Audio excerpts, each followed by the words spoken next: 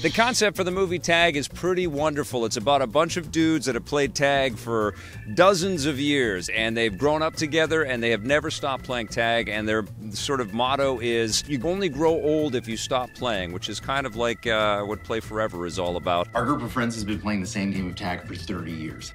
What? And so there's a lot of built-in charm with this, and certainly the story that Warner Brothers has used, and Warner Brothers sent me the Blu-ray to review here, has been about this being a true story. No, really, it's based on a true story. Now, obviously, everything has been sensationalized and Hollywoodized, and you've got a cast here of some pretty talented veterans. Ed Helms, I think, is kind of the lead in this thing, but Jeremy Renner is in this. We've got Don Draper himself. Jon Hamm is in this. Congratulations, buddy. You're it. And Hannibal Buress is in this as well. And it's, you know, kind of a comedic take on these guys just chasing each other around the country and doing anything they can to tag someone. Now, Jeremy Renner really comes off as, well, he's playing Hawkeye in this movie again. He is so badass. He is the guy that has never been tagged in 30 years in this movie. Never been tagged.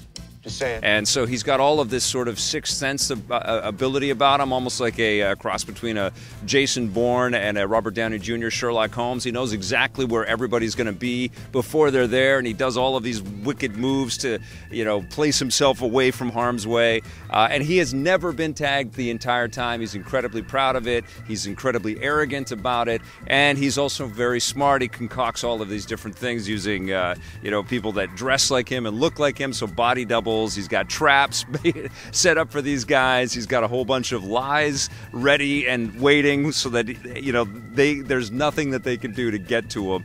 And the setup is that they're all coming after him because he's about to get married. And so there's this cross-country trip, and they get to the location where Jeremy Renner is about to be betrothed, and they think they've got him, and they're going to do anything that they can to get him. And, you know, it's really a collection of these little vignettes of these guys doing these pratfalls and hurting themselves and doing some pretty good physical comedy, some pretty outlandish stunt work in here as well.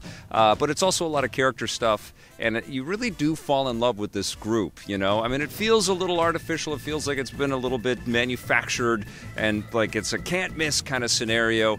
But somehow it just doesn't miss. It's still kind of charming. It's not a perfect movie. It's not one that you're going to walk away with going, oh my God, that was a classic. I can't wait to watch that again with my kids and my grandkids.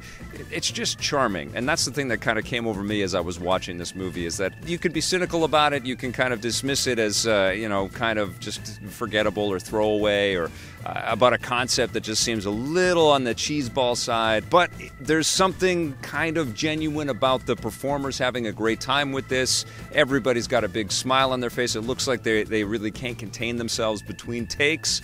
I know that Jeremy Renner was, I think he had 2 broken arms when he made this movie.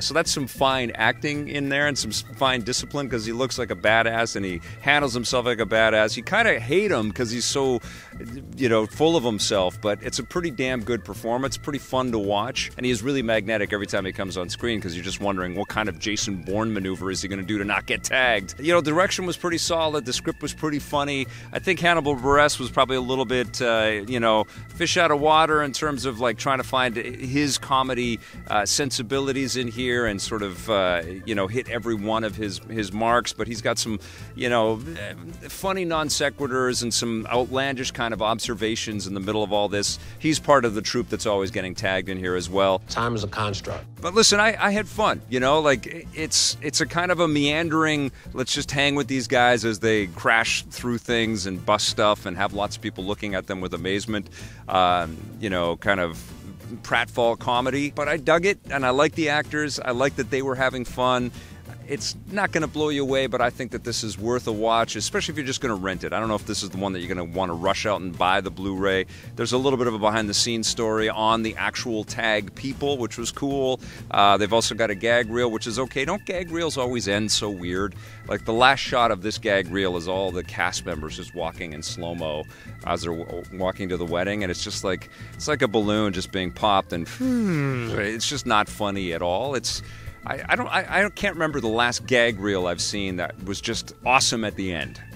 Editors need to figure that one out. Anyways, the extra special features on this thing don't really make the Blu-ray that big of a deal. You may fall in love with this, but I do think it's worth the rental. I'm going to give Tag a 7 out of 10.